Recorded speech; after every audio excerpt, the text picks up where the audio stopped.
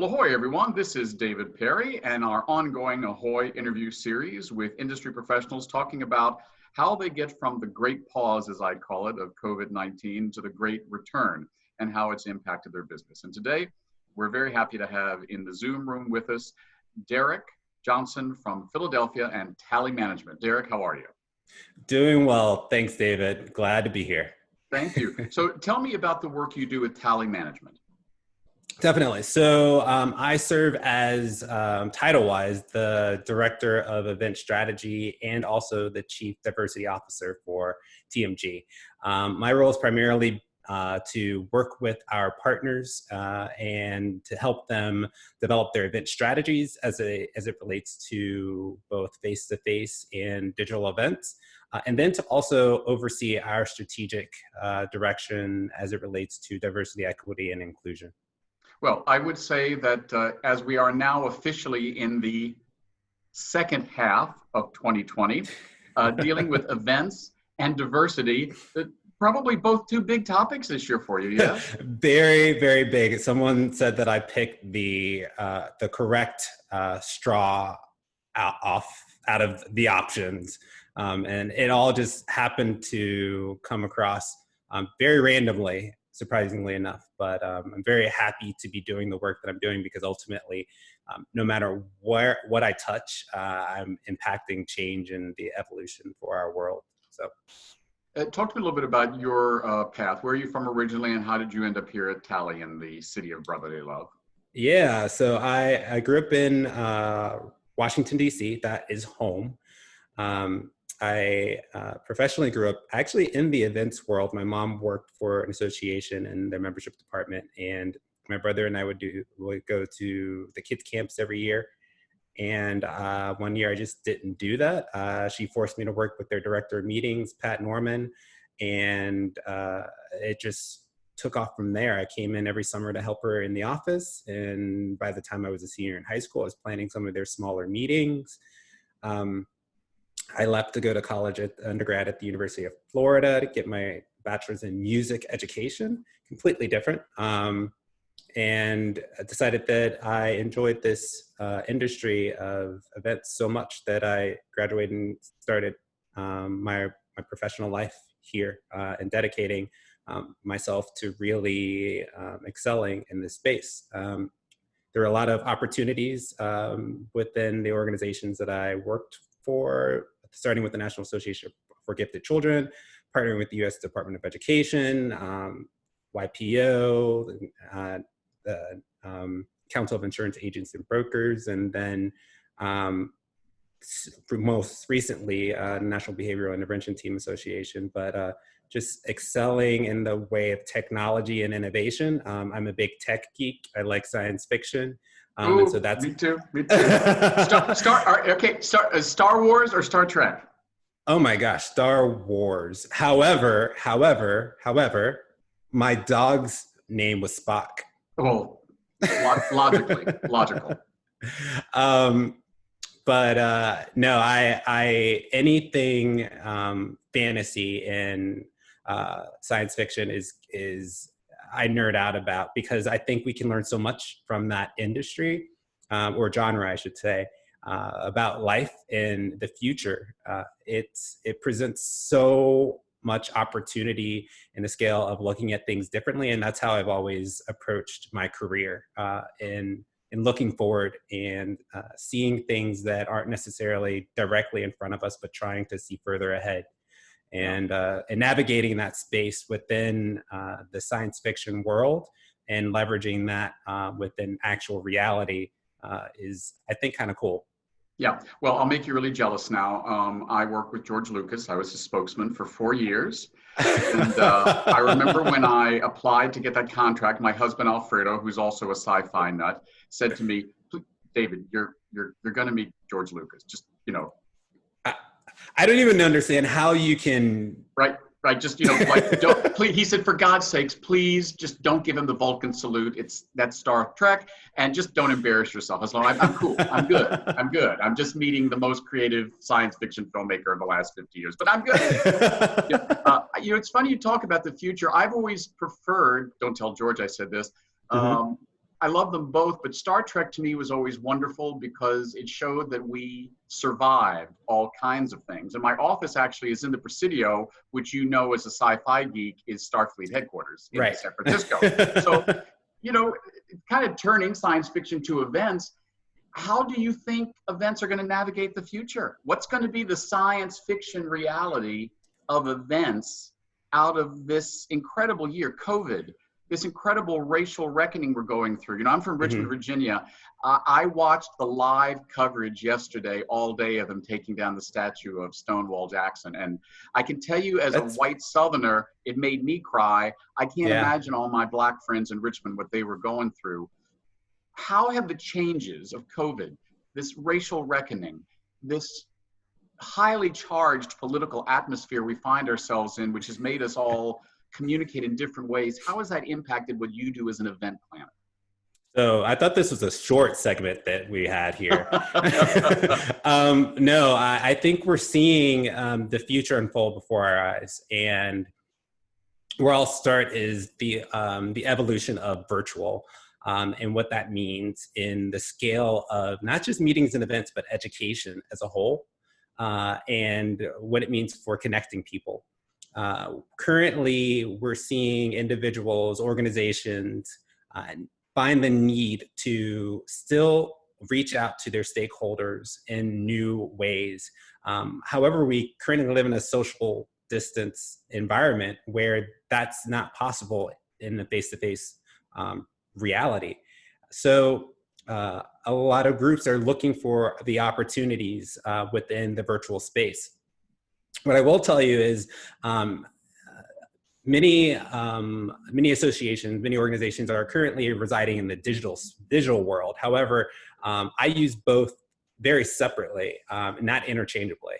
Virtual being the overarching umbrella, we have face-to-face and we have virtual taking us outside of the real world and into another world. Underneath virtual is digital and a way of facilitating that engagement and that learning. So underneath the digital platform, and think your mobile device or iPad, anything leveraging that technology. We have webcasts, we have these virtual conferences, we have podcasts, we have all of those. But then underneath virtual, we also have virtual reality, being able to emote empathy in people, augmented reality, imposing a three-dimensional world on our two-dimensional layer, and really bringing things to life. So there are other opportunities underneath the virtual umbrella that I think professionally we've not yet experimented with in ways to really help solve for some of those core problems and needs. Where I think this goes is it goes even bigger, even broader than just leveraging virtual for conferences, for events, for networking, and idea exchange. I think we see businesses, the internet even, turn into an ecosystem, an environment where people leverage this technology, this three-dimensional potential technology, to really bring people from where they are into another reality. Ready Player One is again, going back to my science fiction nerdiness, is a great example of that, where physically we're in our own environments. However, when we put on that headset, we're taken into multiple worlds, multiple universes, different locations to interact, to engage with others from wherever they are. I think the internet is going to be the key component to all of that, and it brings us together in a new way, probably in a three-dimensional way. We find that two-dimensional instructions are very difficult for us to read. The instruction manual from IKEA, for example, how many times do you look at it and get frustrated trying to put things together or find this piece? Well, I know, I never go there. I just go, hi, can you put this together? They're like, that'll be $50 extra. I'm exactly. Like, fine, keep the change. It's good. Well, so you have that little screw that you're looking in the bag for. That screw isn't two-dimensional, yet the model, what you're looking at on that piece of paper is. I think that we evolved to a level of being able to engage in more three-dimensional scenarios to where we come online to go into stores versus seeing the stores flat. We are able to engage in meetings and events that allow us to not only go inside of conference spaces, and I say go inside, actually move around within spaces, but then leave the building, leave the facility to experience the city, to bring in some of those local vendors and be able to go into their shops and explore the merchandise that they have, and learn about the various components of the location. So all of that, I think, is where we're all heading, but it all starts with this enhancement with digital and then virtual education and learning.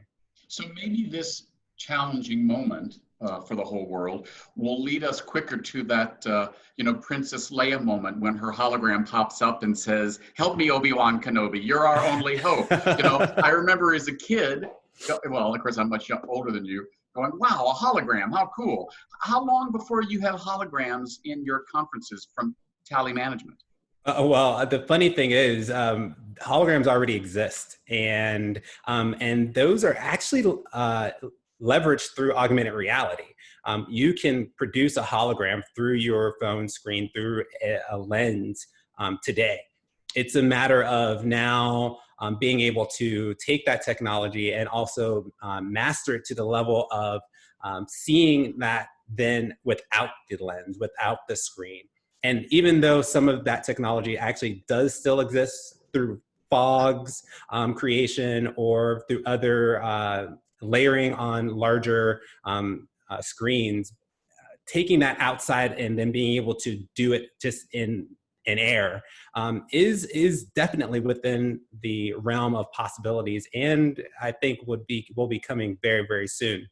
And do you think it's because some of the COVID in a sense has pushed us to do that quicker because we realized, oh wow, not only do I need to do this now, I guess I can do it, I just got to figure it out. I mean, we got Velcro because of the space program, right? Yeah, COVID is really forcing us to rethink life and the reason we do things and what we do specifically.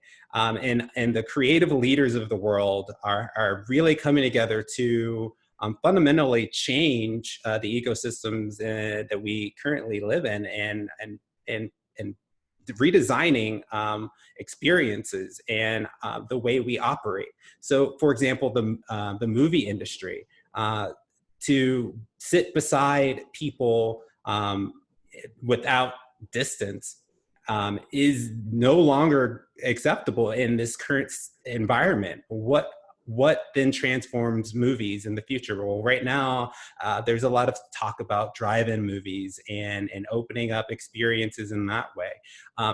Theme parks, for example, Disney was currently attempting to open up and what I say, put a Band-Aid over top of the situation by having social distancing and cleaning their rides and the experiences around the park. But in actuality, this is the time to rethink the theme park experience as a whole, because it's a fence that keeps people safe and healthy.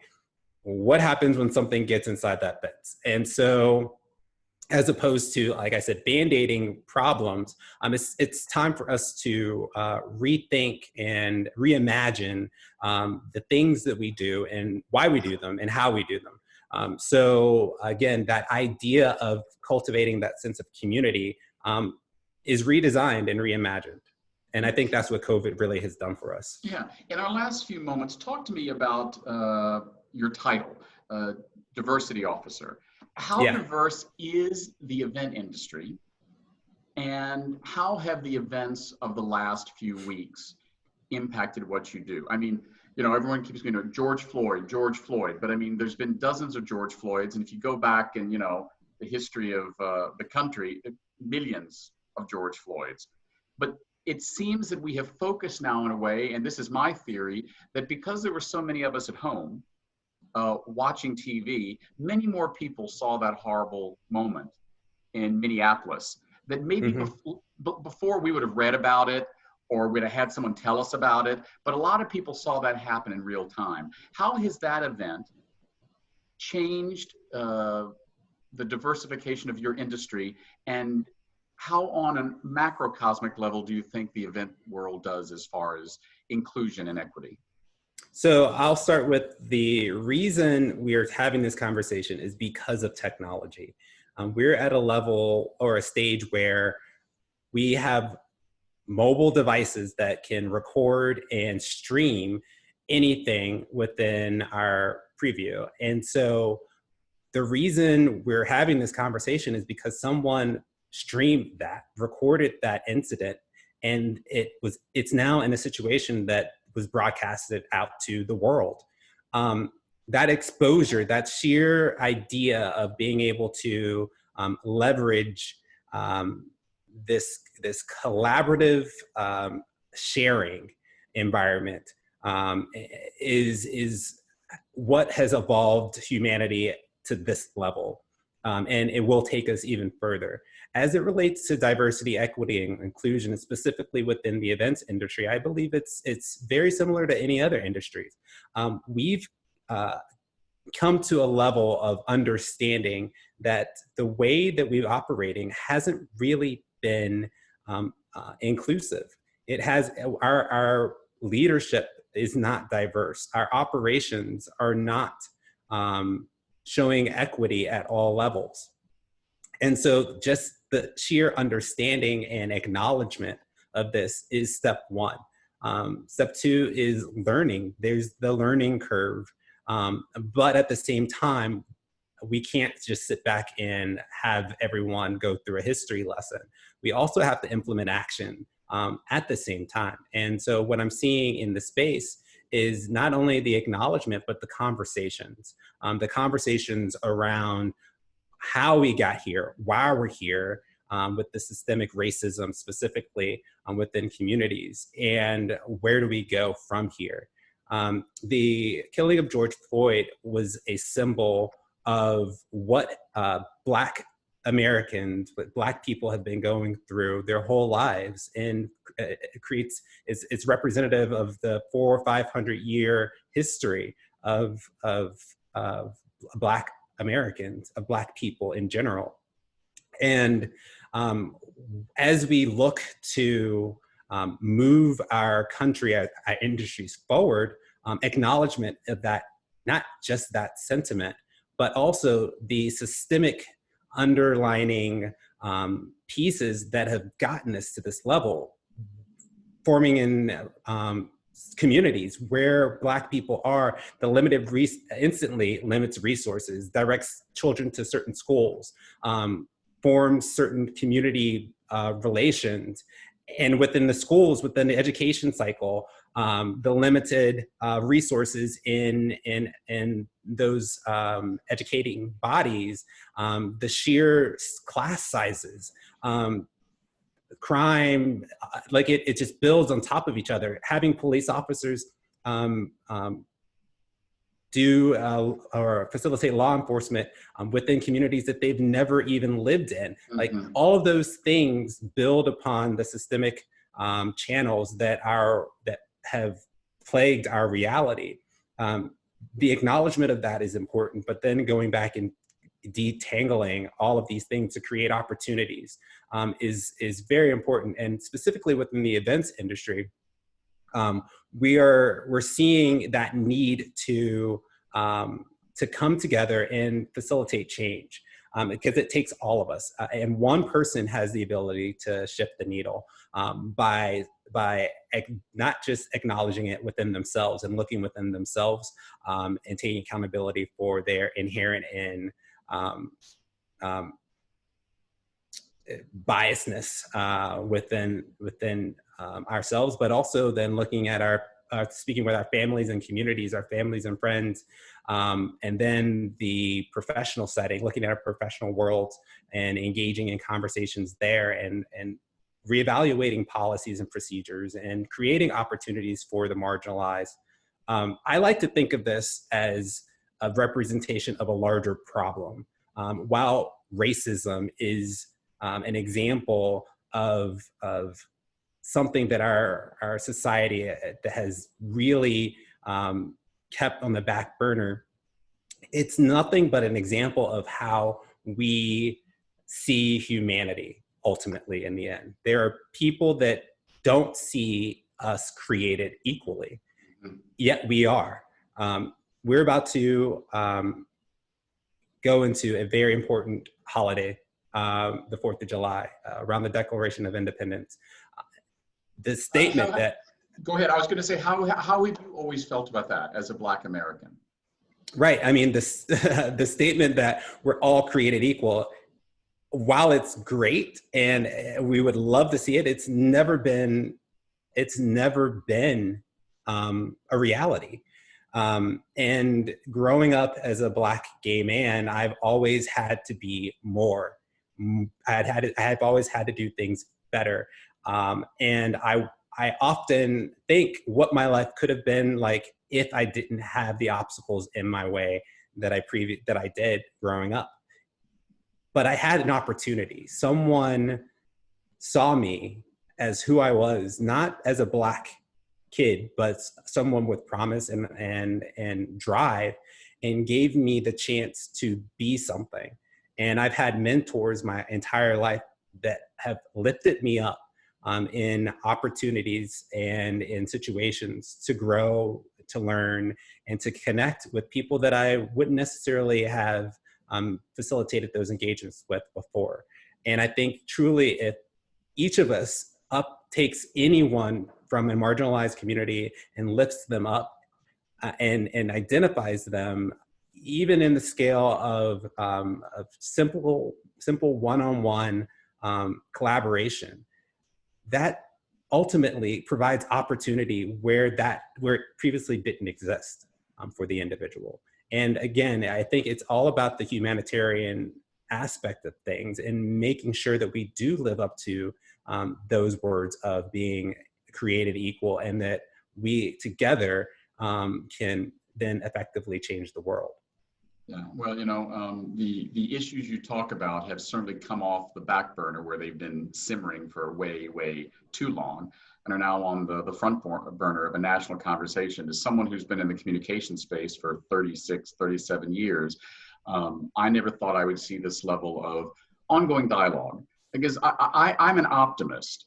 Mm-hmm. I see the coverage, and depending upon what one's perspective is, oh, it's this, it's that, it's so dire, it's so debilitating. I have always thought that conversation and dialogue were ultimately what we all want to go about. I've always said my tagline is creating dialogue fearlessly, and we're having this incredible dialogue now. And as my grandmother used to say, you were given 2 ears and 1 mouth. You're meant to listen twice as much as you meant to talk. And I think for a lot of people in general, white America now is really listening. I would like to think we are, to communities of color. In closing, I've just come out as an optimist. Are you an optimist going forward about what you see both socially and professionally for your career in just the next few years, being there right in Philadelphia where they signed that wonderfully aspirational, but of course intrinsically flawed document, the Declaration of Independence?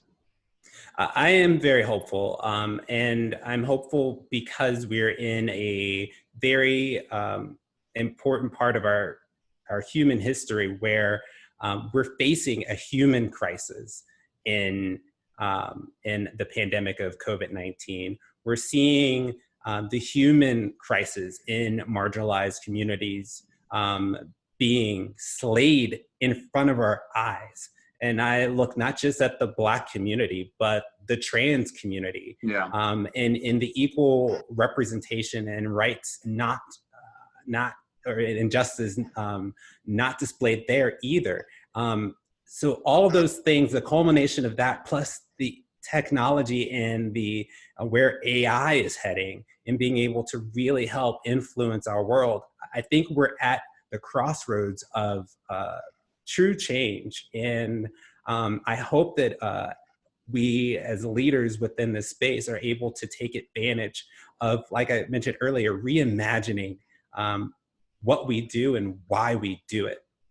Because ultimately that will lead us to a place that is diverse, inclusive, and it's a place for all humanity. Well, and hopefully it won't be in a galaxy far, far away. Thank you, Derrick, for speaking with us. And to keep in the theme of it, may the force be with you and live long and prosper. May the force be with you too. Thank you so much. Take care, David.